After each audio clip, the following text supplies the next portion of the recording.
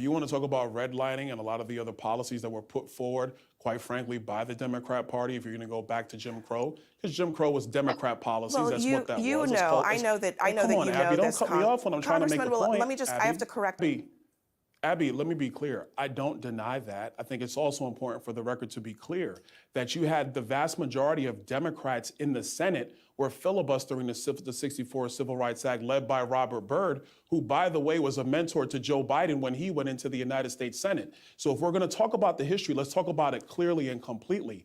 Republicans have been the ones who were pushing not just the 64 Civil Rights Act, but the other 4 Civil Rights Acts that occurred before 1964. Look, that's the history of the country. I'm not denying there that. Were Southern Democrats Abby, who can I finish my point? Again, black voters Abby, for if you're President Trump. am I allowed to answer the question? Let me step into that. Okay, a couple of things. Yes, Lyndon Johnson's Great Society, if you look at the empirical data, was destructive in part, and I said even in my comments yesterday in Philadelphia, in part to black families throughout the United States of America. You also had some of the very damaging policies around the criminal justice system. The 94 crime bill, which was authored by Joe Biden and brought by Joe Biden. Yes, you had the war on drugs that was also very damaging to black communities. All those things have contributed to that. And where we are today in America is trying to have the economic policies and the public policies so that all people can thrive.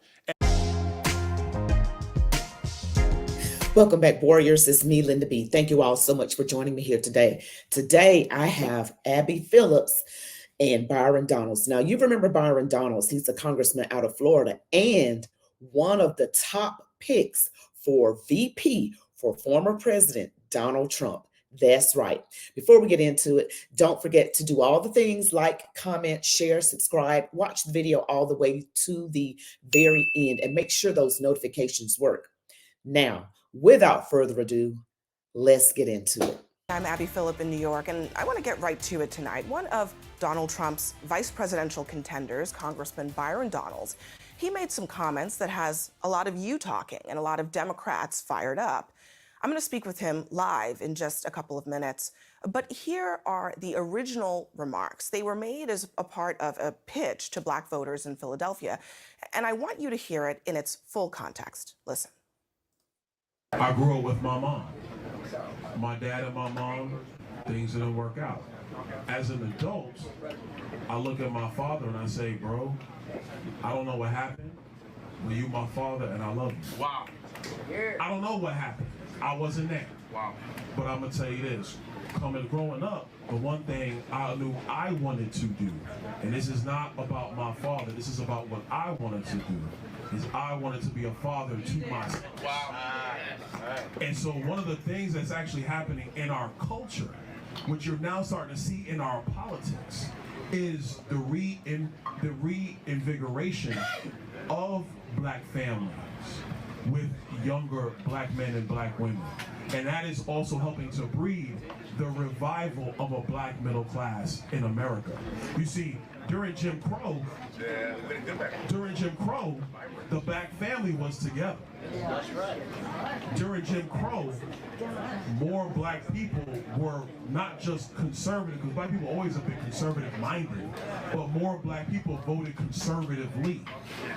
And then HEW, Lyndon Johnson, and then you go down that road, and now we are where we are.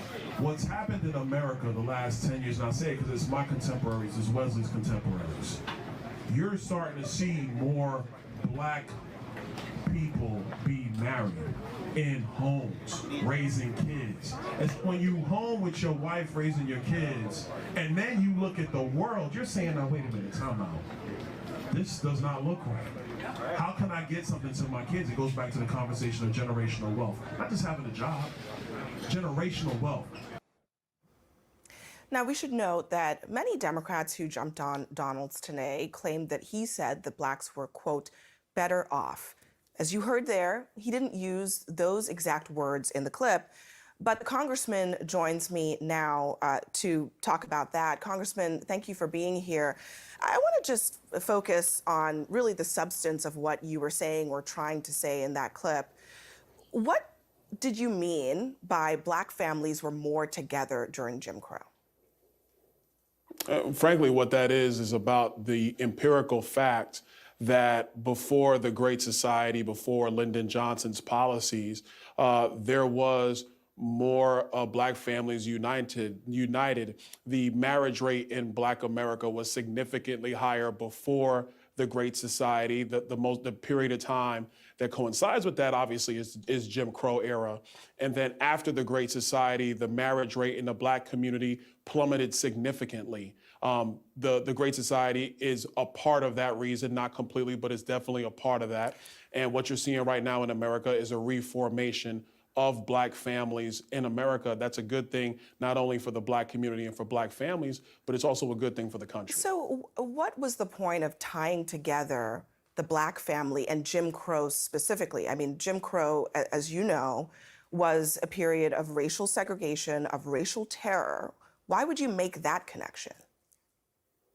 All I was doing was referring to the time periods when you talk about the historical timelines in America and coinciding with Black families and what the marriage rate in Black families are. The overarching point is obviously talking about what polling shows today, that about 20-25% of the Black vote, depending on what poll you're looking at, is leaning towards supporting Republicans and supporting President Trump.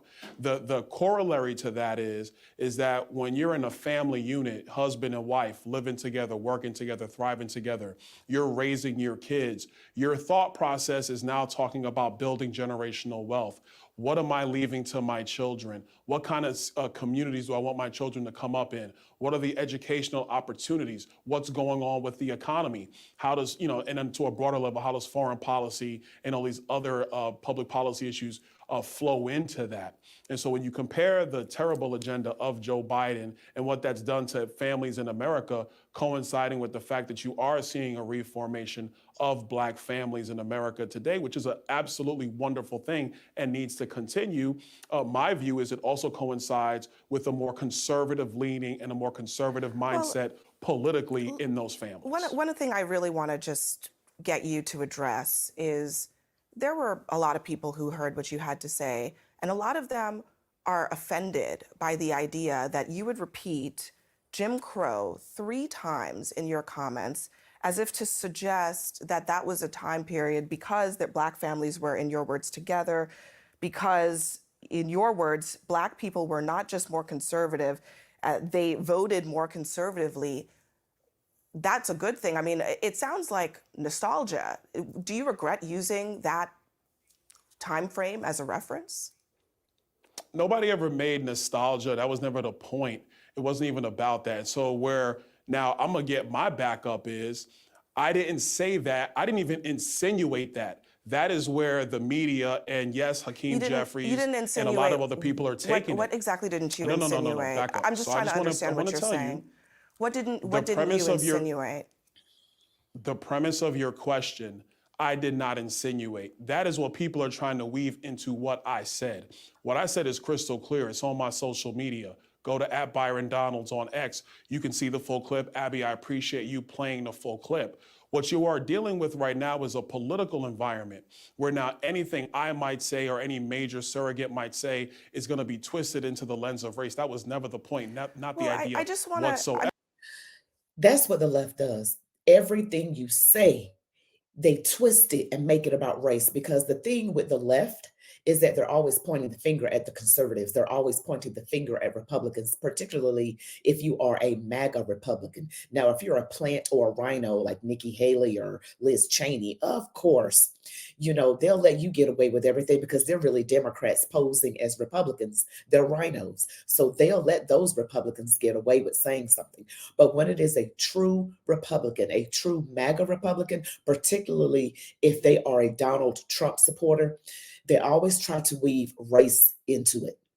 And they're really the racist. Anytime, this has been my experience in life, anytime you point the finger at someone and constantly accuse them of the same exact thing, whatever it is, it could be racism, it could be, I don't know, being a thief, whatever you constantly accuse the other person of, more than likely the person pointing the finger is the one guilty of that crime or that sin. They're the guilty ones, and they're trying to take our attention off of them by pointing at the other person or group.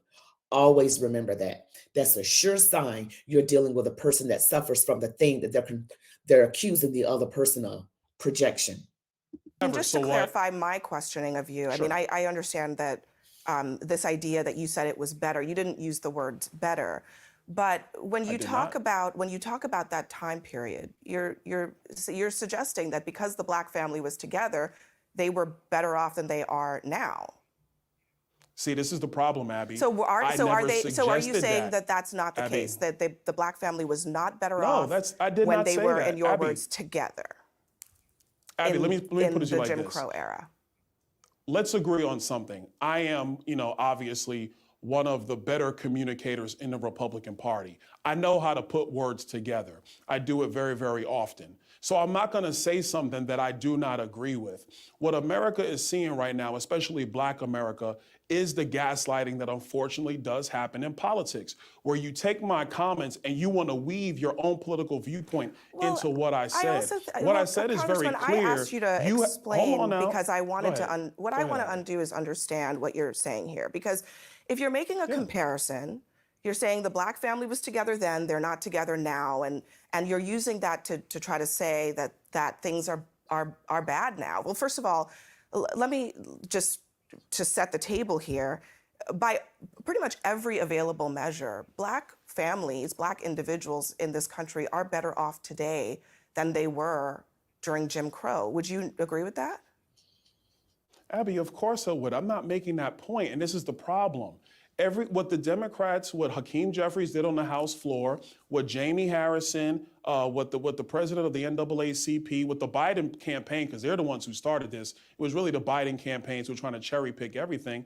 They're trying to twist my words into saying something. I never said that. What I was talking about was specifically Black families. And the point that Black families being together is a great thing for the Black community. And you do have to acknowledge the empirical fact that before Lyndon Johnson's policies and the welfare state that was created in the United States, I'm not talking about good, bad, or indifferent. what about- Black families were, Black about, marriage rates were significantly higher. Well, what about They're other rising things that again might in have, America. That's a good but thing. what We about should other celebrate things that. that may have contributed to the, maybe the decline in marriage rates, which, by the way, is not unique to Black families. That's happening actually across racial groups. But what about other things? I mean, what about redlining? Do you think that had an effect on the Black family? What about mass incarceration? What about the war on drugs, which was pushed by a Republican president whose advisor said it was specifically to target Black people? What about all of those things? Look, if you want to talk about redlining and a lot of the other policies that were put forward, quite frankly, by the Democrat Party, if you're going to go back to Jim Crow, because Jim Crow was Democrat policies, Well, that's what that was. I know that Come on, you Abby, know don't this. cut me off when I'm trying to make a Congressman, well, point. let me just, I have Abby. to correct on a factual point here. I know that Okay, you go ahead. know, I know that you know that the Democratic Party and the Republican Party of today are ideologically not what they were during Jim Crow. You know that, Congressman. Lord, here we go. Here we go with the big switch. The parties didn't switch. The voters switched on how they voted, but the parties did not switch. I can prove to you that they didn't switch because the Democratic Party was founded, I believe, in 1829, and they were the party of slavery and bigamy. Bigamy is just another form of sexual immorality. And which political party promotes sexual immorality now? Which political party does not want you to have school choice? Which political party wants the government to educate your children and be the one who decides how your children should be educated? Which political party is that? It's the Democrats. So the parties did not switch. And though this false narrative is constantly being taught, the Democrats control the school system and the media. So they can twist and turn, and they also try to educate to make us think a certain way. A lot of people on the left don't know that, and they refuse to hear the truth. There's a battle between good and evil and truth versus the lies. So to suggest that, the Democrats of 1920 are the same ideologically as the Democrats of today is inaccurate. So just You can continue, but I wanted That's to. not totally true, Abby. And I think if we want to have Okay, that so, conversation well, about look, the policy positions between Republicans and Democrats, what I'm we trying can to have that conversation. But one of the other Abby, things, do you want to have a well, conversation? one of the other or things, I'm trying to understand how you want since you this brought interview it to go. up, because since you brought it Sure. up on the conservative thing, the other thing that you said was Sure. Black people voted more conservatively. Were you talking about them voting for Republicans? In part, yeah, because that's just an empirical fact. That's what we know. That did happen. And the only corollary that I am making is that when families are together and now you're trying to find a way for you to build wealth within your family unit, you're thinking about public policy in a myriad of ways. Because at the end of the day, you want your children to be able to stand on your shoulders. I was very, very fortunate. My mother was able to build a platform for me to be able to stand on and to be able to achieve. Same for my sisters. I'm a very blessed individual because of that. My only point is that when you have a family unit, husband and wife living together, striving together, grinding together, raising children together, you start thinking about public policy in a myriad of ways. And my belief is that dynamic allows people to start thinking about public policy in a much more conservative way as opposed to a much more progressive way. That's my point. That might be, I mean, I think you're a Republican, so you're entitled to that opinion. But I think what people are taking issue with is you made a couple of statements of fact. And one of the things I was asking you about whether you were talking about Black people voting for Republicans. You know, in the time period that you're talking about, the LBJ time period, they started voting for Democrats. And the reason is because of civil rights, because a Democratic president was passing bills that gave them rights. The Voting Rights Act, the Civil Rights Act of 1965, the Housing Fairness Act. So do you acknowledge that when Democrats Black voters vote for Democrats, it's actually because there's a history there. There's a reason that they voted for Democrats in that time period, not because they were just getting welfare money. Abby, let me be clear. I don't deny that. I think it's also important for the record to be clear that you had the vast majority of Democrats in the Senate were filibustering the 64 Civil Rights Act led by Robert Byrd, who, by the way, was a mentor to Joe Biden when he went into the United States Senate. So if we're going to talk about the history, let's talk about it clearly and completely. Republicans have been the ones who were pushing not just the 64 Civil Rights Act, but the other 4 Civil Rights Acts that occurred before 1964. Look, that's the history of the country. I'm not denying there that. were Southern Democrats Abby, who can opposed, I finish my point? All again, I'm asking is to finish my point. On the Abby. facts here, there were Southern Democrats who opposed these civil rights bills.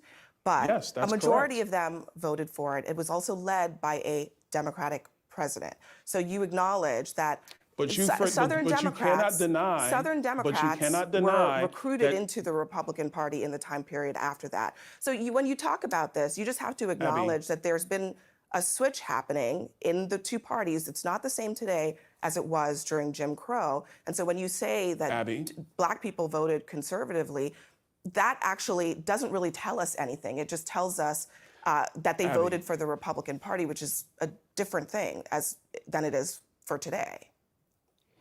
Are we also going to acknowledge that how the 64 Civil Rights Act actually got through the U.S. Senate was because of also the leadership of Senator Everett Dirksen, who was the minority Republican leader in the United States Senate at that time. Absolutely. You have to acknowledge that. So I think if we're going to talk about this, we have to acknowledge all of the history that went along with it. I wasn't suggesting and I think that's a good thing. We should have that historical conversation. I wasn't suggesting that congressional Republicans necessarily were the stumbling block for any of this legislation.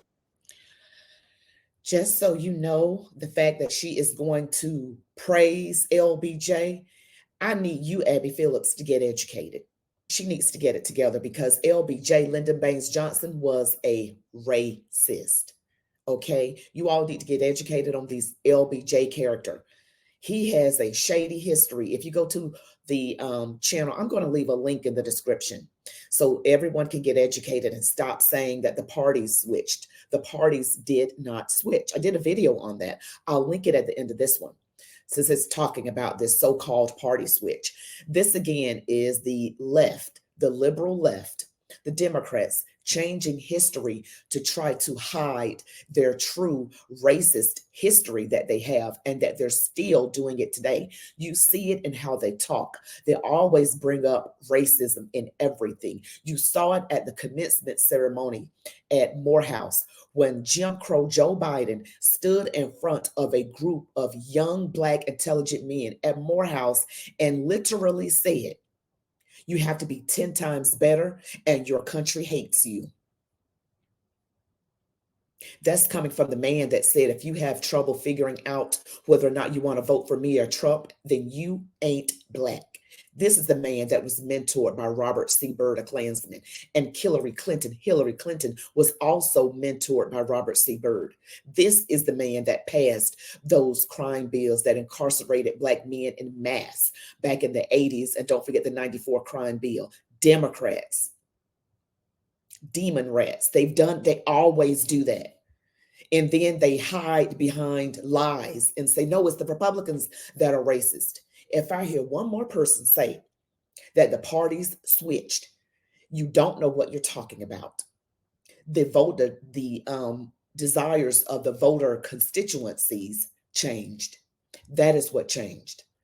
Because the Black politician, the civil rights worker, and the Black preacher got together to form the Iron Triangle to make it so that the Democrats pretty much had their way with Black voters.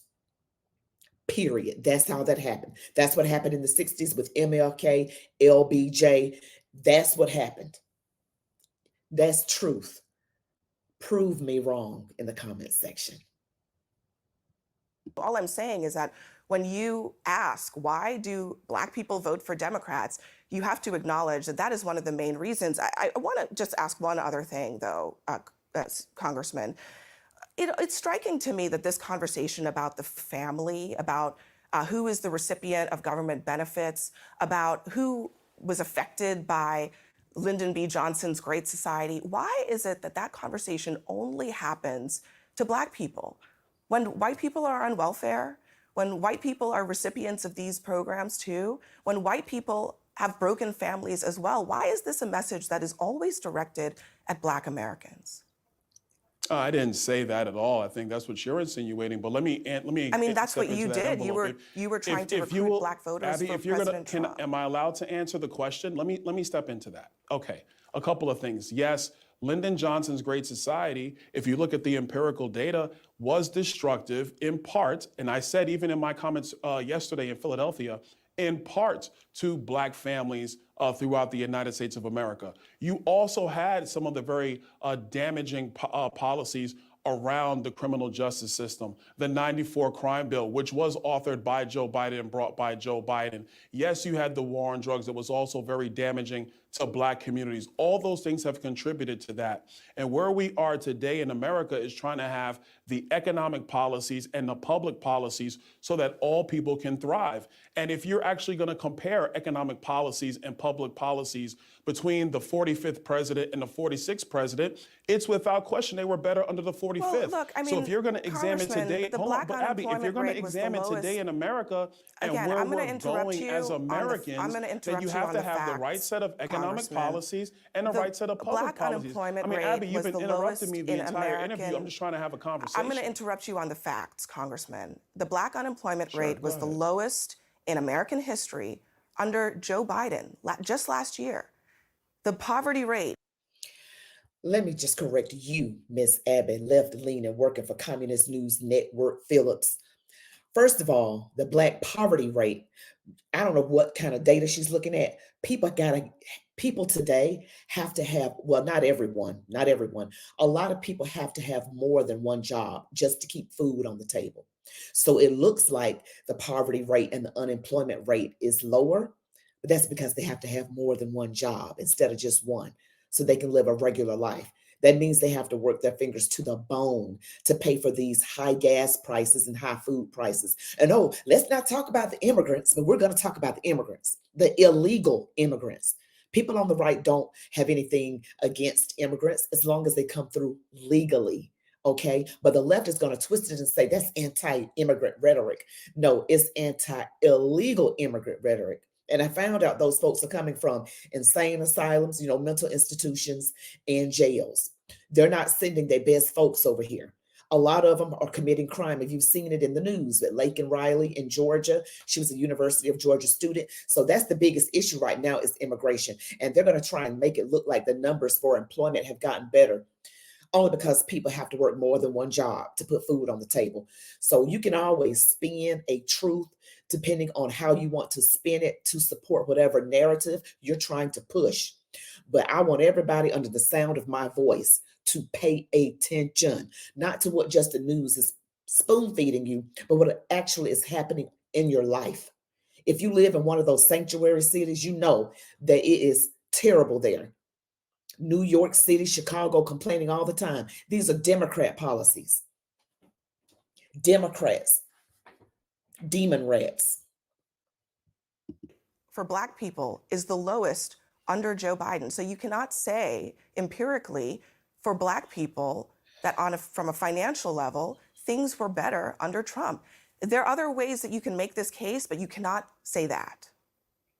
Actually, let me respond to that, because the economic reality is that even though unemployment might be lower, wages adjusted for inflation, which is the true measure of getting ahead in America, that has been bad under Joe Biden. It was significantly better under Donald Trump because we did not have massive inflation and people were making more money, which means you're taking more money home, which means you can begin to prepare for your family, which means you can start to prepare and begin thinking about ideas of getting assets, accumulating assets, and generating wealth. Joe Biden's economy, Bidenomics, like he likes to call it, I know they don't using the word anymore, that's been destructive of so many families in our country, including Black families in our country. That is the empirical economic fact that we have to acknowledge before this election inflation, cycle. I 100% agree with you, is a problem for all families, including maybe even especially Black families. But you also cannot ignore that there are a lot of statistics that suggest that Black Americans are doing well under Joe Biden, better than they were doing under Donald Trump. I want to ask you one last thing, because I know that this is actually happening as we're talking. We've learned that you are on the list, obviously, for... I just have to say, I don't know if you guys may want to rewind it. There are times where she is looking down. She's not looking directly into the camera. Abby Phillips, she's looking down, being told what to say. She's not listening to him so much as she is preparing for her next answer or rebuttal. Look at her eyes. She's looking, they're telling her what to say. They're whispering in her ear. Say this, say this. Because remember, the Democrats, the left own the media. So they left lean all the time, and they always try to demonize the Republicans. But true MAGA Republicans want what is best. And Byron Donalds would be an absolute amazing VP. Hope he gets it. VP candidates, and that you've received some vetting materials from the Trump campaign to be potentially a VP. Can you confirm that? And is there anything more you can tell us about how that process is going? Well, I'm not going to confirm that right now. I had a conversation with the Trump campaign about that, and I'm going to leave that very private because they're going to go through their deliberations. President Trump's going to make a decision. I will say prices in America have been up over 20% since Joe Biden has taken office. That's hurting everybody. When prices are up 20%, trust me, Abby, going to the supermarket, going to the gas station, everybody is struggling. That is a fact. And that is why so many Americans, especially Americans who are minorities in this country, are leaving Joe Biden and the Democrats and looking towards Donald Trump and the Republicans. All right. I loved it. Do you see what just happened there? She switched the conversation from inflation to him being considered a VP for Trump. But he switched it right back. Again, prices are 20% higher. So she tried to wiggle her way out of it. Oh, honey, you did not wiggle your way out of it. Byron Donalds caught on to that and said, oh, she's just going to change her subject. But I'm going to wrap it on back in, you guys. That was amazing. I just love Byron Donalds out of Florida, Congressman Byron Donalds. Republican, yes, he is. And he is pro-Trump. He is MAGA. He is God, family, country. And, again, the left wants to make everything about race. And, one of the things that I can't stand that the left does is that they let people who are minorities just commit all this crime because they say we're victims and you don't know any better. They treat us like we're animals, but that's the left for you, those clefty lefties. But most people in America, most of all ethnicities, we just want to worship the way we see fit and raise our families the way we see fit and have our freedoms. That's what we all want. And we need to focus on what we have in common. We are the United States of America. Okay, let's all remember that. Thank you all so much for joining me. Don't forget to like, comment, share, subscribe, hit the notification bell. Make sure those notifications work. I am on my way to 40,000 subscribers by the end of this month. So I kindly ask that you make sure you subscribe and like and comment and share on your social media platforms. Will you all be blessed? Love God, love your families, these United States of America. And as they always say, march on, warriors.